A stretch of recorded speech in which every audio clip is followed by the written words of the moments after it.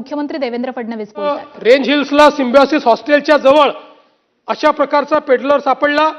त्यावेळी त्यातही आपण बॅकवर्ड लिंकेज जे आहे ते शोधून काढलं आणि त्यातनं एक्झर्बिया टाउनशिप या ठिकाणी त्यांनी जो व्यवस्था उभी केली होती ती आपण ज्यावेळेस मोडून काढली त्यावेळेस लक्षात आलं एका रूममध्ये हायड्रोपोनिक गांजाची शेती ते करत होते आणि ती पण आपण त्या ठिकाणी उलटवली। जवळपास 44 कोटी रुपयाचा माल हा त्या ठिकाणी मिळाला।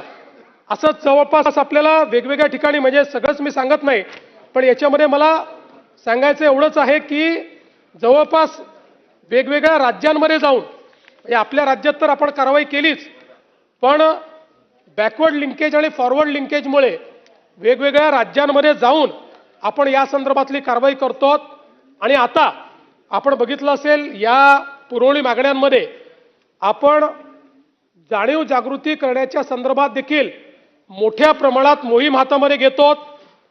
सगळ्या शाळा कॉलेजेसच्या आजूबाजूचे अशा प्रकारचे जे ठेले किंवा त्या ठिकाणी ज्या ठिकाणी पोटेन्शियली ड्रग्ज किंवा नार्कोटिक्स विकले जातात ते उद्ध्वस्त करण्याचं काम चालू आहे।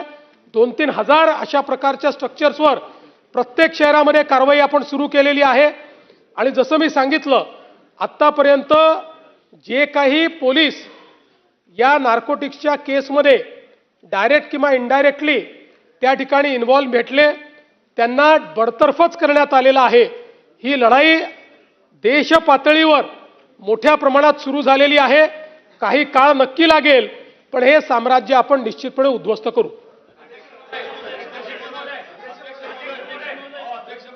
माननीय मुख्यमंत्री महोदयांच्या नेतृत्वात ड्रग्स फ्री महाराष्ट्र आणि अध्यक्ष महोदय ज्या प्रकारे नार्कोटिक सेलच्या आणि विविध पहलूला लक्षात घेऊन अध्यक्ष महोदय जी कारवाई होत आहेत अतिउत्तम आहेत। अध्यक्ष महोदय आतापर्यंत या प्रकारच्या कारवाई कुठल्याही राज्याच्या राज्य सरकारमध्ये आपण महाराष्ट्रात मला सुद्धा अध्यक्ष महोदय इकडे 20 वर्ष होत आली आहे मी पाहिलेलं नाहीये ज्या देवेंद्रजीच्या माध्यमातून होत आहेत। पोलीस